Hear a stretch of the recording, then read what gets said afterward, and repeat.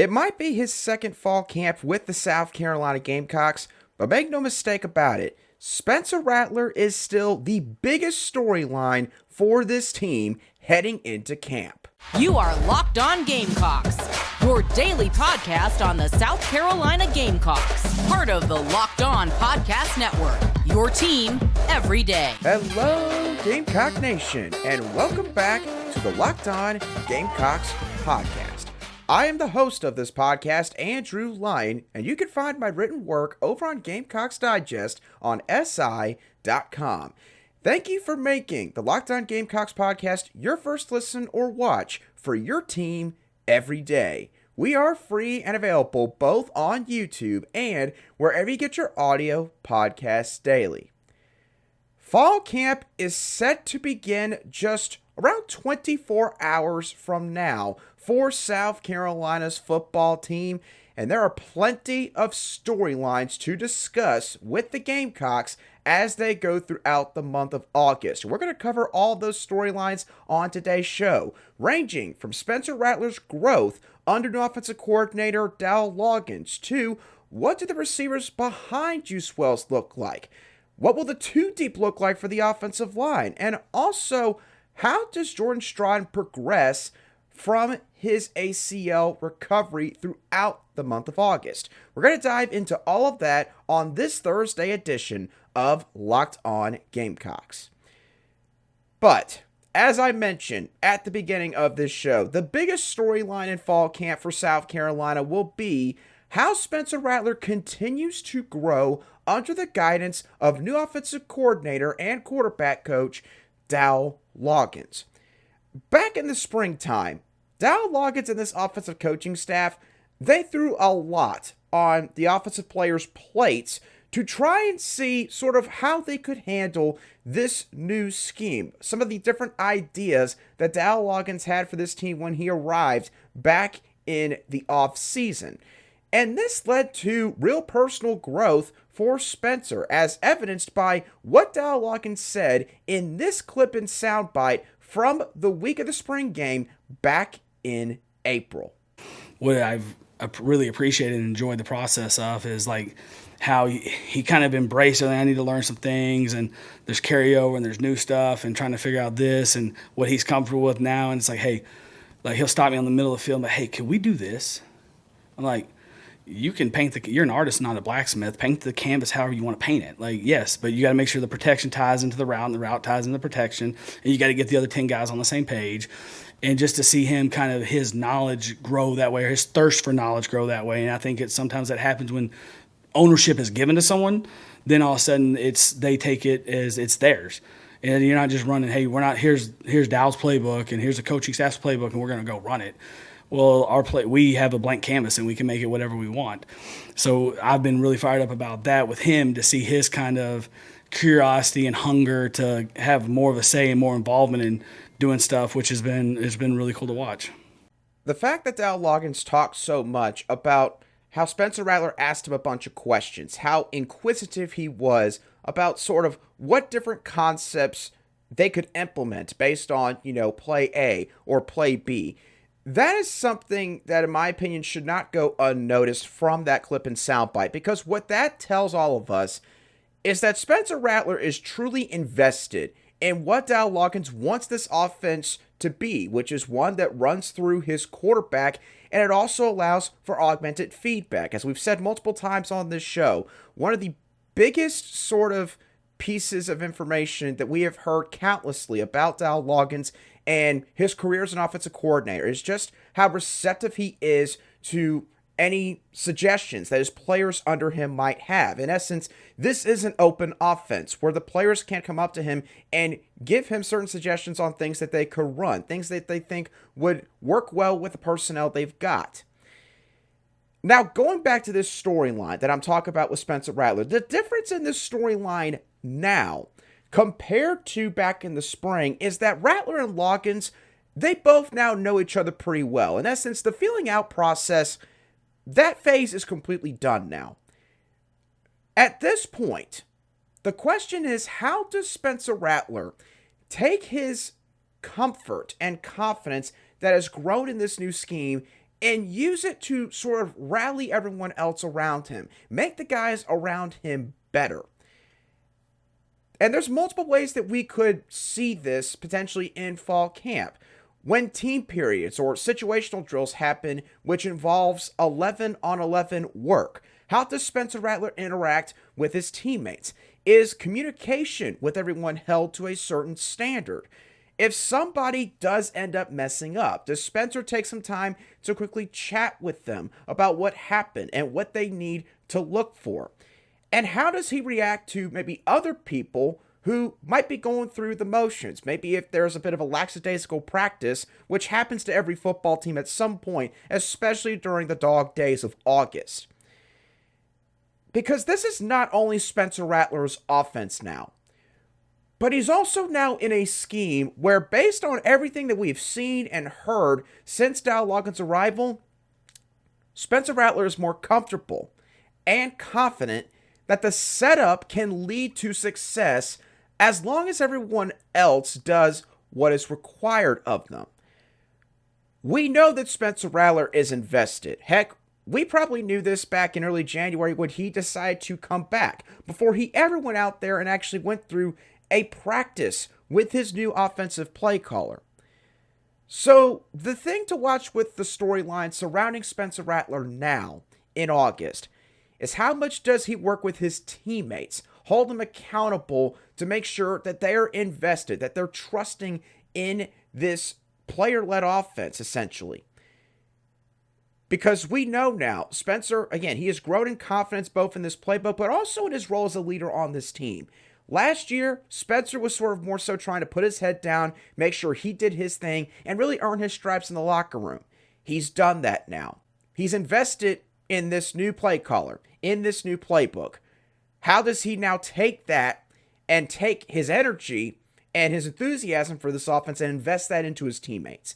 That's what I'm going to be the most curious to watch as fall camp progresses over the next couple of weeks.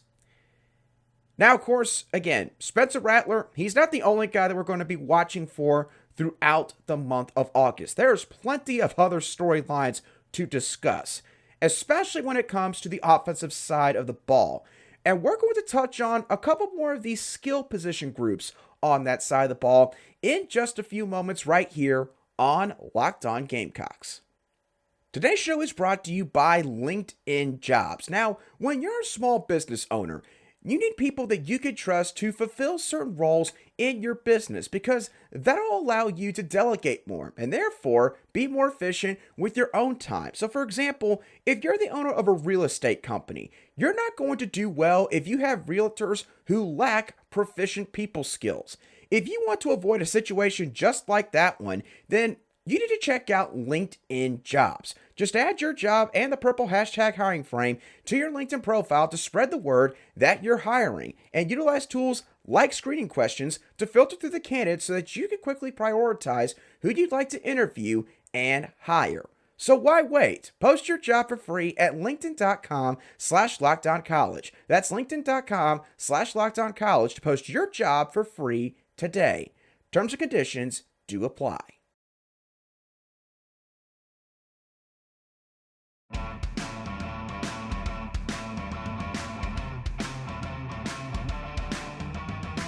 Welcome back to today's edition of the Locked On Gamecocks podcast, where we cover your South Carolina Gamecocks every single day in just 30 minutes. Be sure to tune into the Locked On Gamecocks podcast on Friday, because I plan to do potentially a live show not long after South Carolina's first practice of fall camp concludes. So you don't want to miss out on all the information that we'll be going over on Friday right here on Locked On Gamecocks. Let's get back to some of the biggest storylines now that are going to be unfolding throughout the course of August. And the second biggest storyline for this team, in my opinion, doesn't stray too far away from Spencer Rattler in the quarterback position, as we need to find out what these wide receivers look like behind Antwane Wells. There's multiple guys that I'm going to be paying attention to when I am there in person watching some of these fall camp practices. Firstly, how does Xavier Legette look physically? I don't think at this point we got to question Xavier Legette's work ethic. I don't think we have to question exactly how well he knows this offense. Xavier Legette, he's been around the block a few times now. We all know how hard he works. The thing that I'm really curious to see is how does he look physically? Because he was 220 pounds when the Gamecocks went through spring practice back in March and April. And according to the fall roster, Xavier Legette is now 227 pounds. 7 pounds might not sound like a lot, but for a wide receiver, that's a pretty decent gain right there of weight. And we're going to assume, of course, that that is a lot of muscle that he put on, obviously. So Xavier Legette, his physical presence has never been an issue, but now he might even be more physical when he is out there on the football field because of what all he has done throughout the summer strength and conditioning program. So I'll be interested to see how Xavier Legette looks in terms of, again, his overall physique when the Gamecocks are out there on the practice fields. Another thing I'm watching, how comfortable is Nicholas Harper running routes? It's one thing to run routes on air, training with some guy back when you're at home and sort of maybe in the comforts of your own hometown. Nicholas Harper now has arrived in Columbia. He can no longer really avoid the limelight at this point. He is now going to be going up against college-level defensive backs. He is going to have some 11-on-11 situations, some 1-on-1 situations where he's going to get challenged.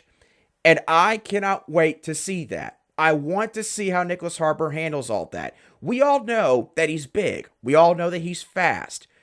But how does he handle being pressed? Being put in man-to-man coverage against guys like Marcellus Dowell, O'Donnell Fortune. Guys that, again, might not be as athletically gifted as him, but they're good athletes nonetheless. And they played a lot of ball at this level. I can't wait to see how he looks in those situations. How much better does Amarian Brown look overall as a wide receiver? I'm going to be honest. Amarian Brown going into the summer, he was not on my radar as much in terms of guys to watch at this position. I knew Amarian Brown was probably going to play a lot just because of how long he's been here now, the experience he has at this level. But Amarian Brown's always been sort of like a specialist at the wide receiver position because of the speed that he offers and sort of his lack of size. But Spencer Rattler has mentioned multiple times that Amarian Brown has put in the work this summer. And so I'm curious, is there going to be more that Amarian Brown offers in this offense as we go throughout fall camp? Again, hoping that we see some team periods and maybe that's where we'll get the best idea of what he could do. It would certainly help out guys like Antwane Wells, Xavier Legette, and take a little bit more pressure off of a guy like maybe Nicholas Harper as well. And in that same vein, how does Elijah Caldwell look? He's another guy that now a couple times, according to Spencer Rattler, is someone that could help this team this fall. And coming out of high school, he's a guy that I sort of pinned as someone that, was a diamond in the rough find by Justin Stepp and the staff. And could definitely help out the Gamecocks. But I will admit, I kind of figured it would take him a year or two before we really start to hear his name a lot. But his name's already started to trickle out there. And Elijah Caldwell's not even been through his first fall camp yet. So I am very, very interested to see how he does. How ready does he look? Does he look like he's ready for the moment?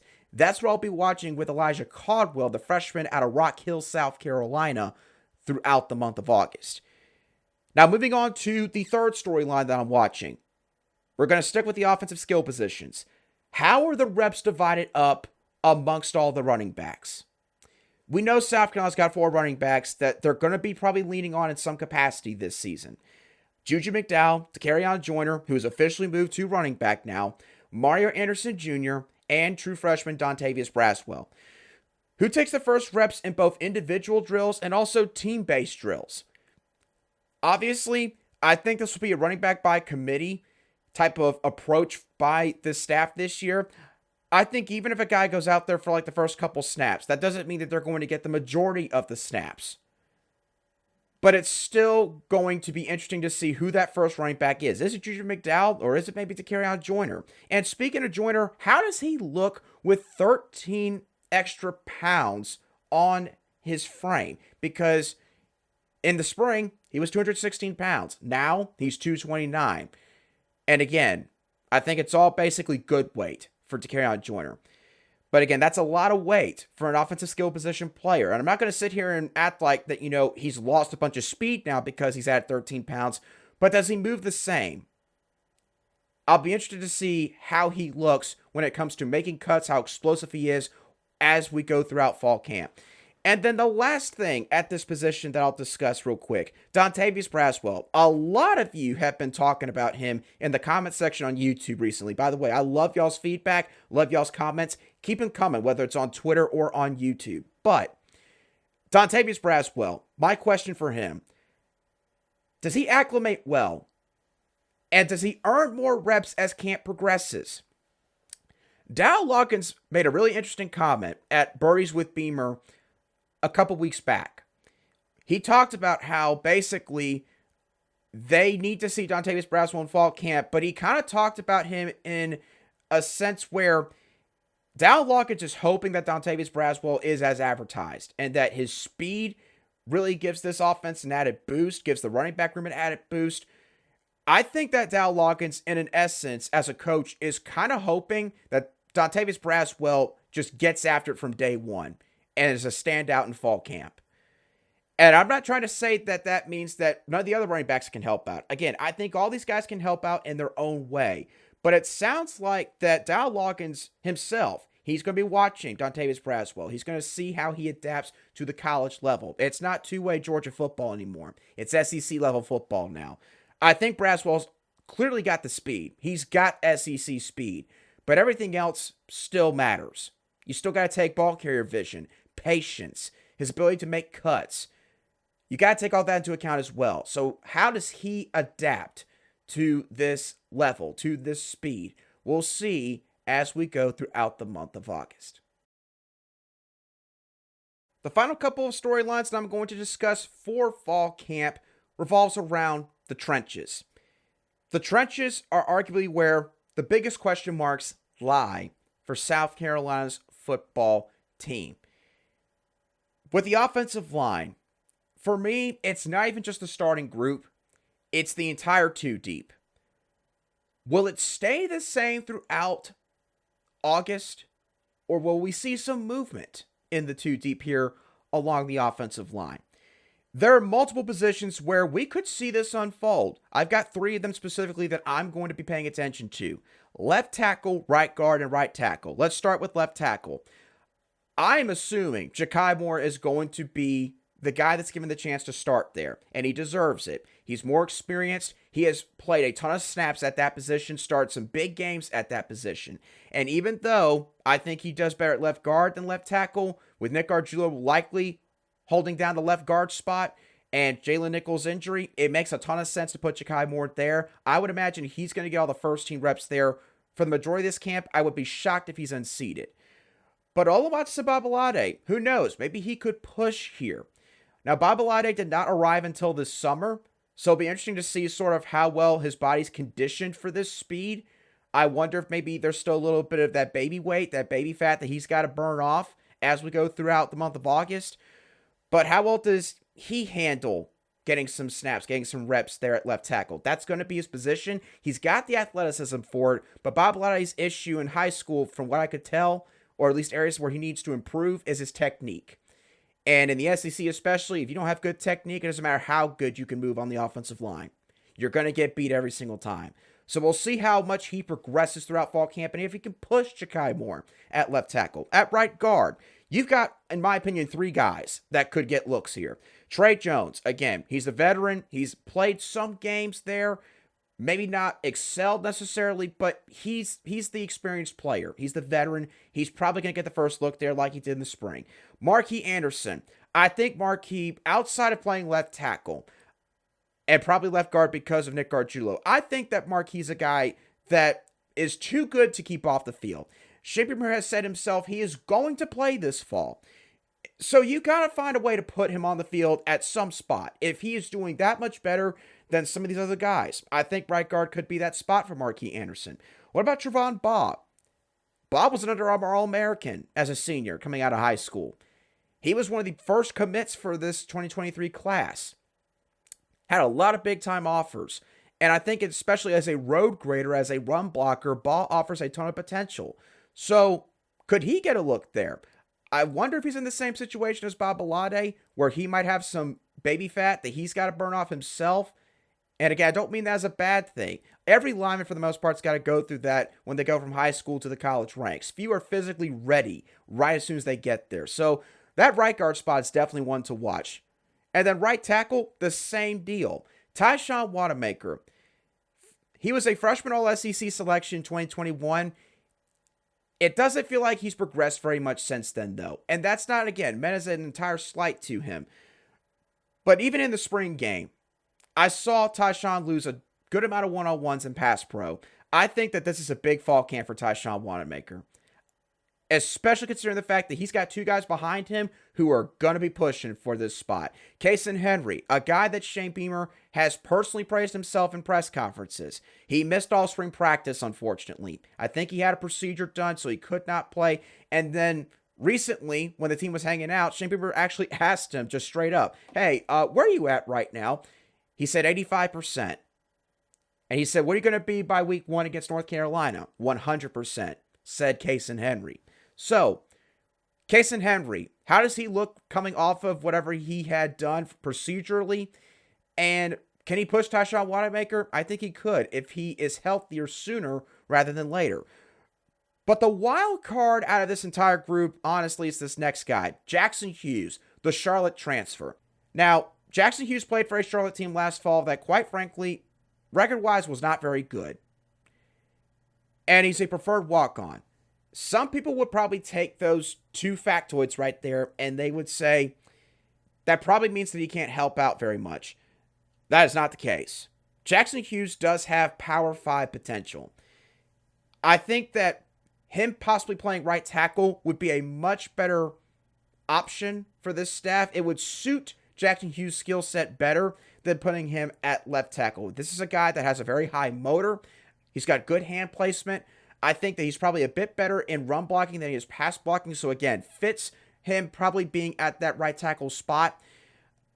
I would not be at all surprised if Jackson Hughes possibly has a chance to start for this team at the beginning of the season. Or if Wanamaker gets the first nod and he doesn't perform well enough, I wouldn't be shocked if Hughes then is the second man to come up because of the experience that he has at this level, which cannot be devalued against a guy like Kason Henry, who has never played big-time meaningful snaps at this level.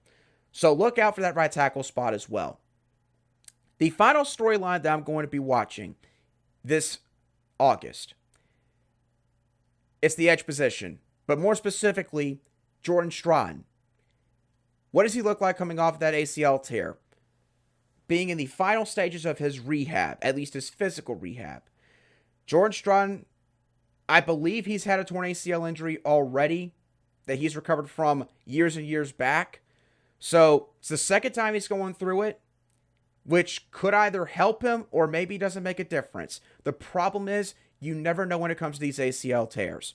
Adrian Peterson went on to have one of the best seasons a running back had ever had in the NFL after he tore his ACL the year prior.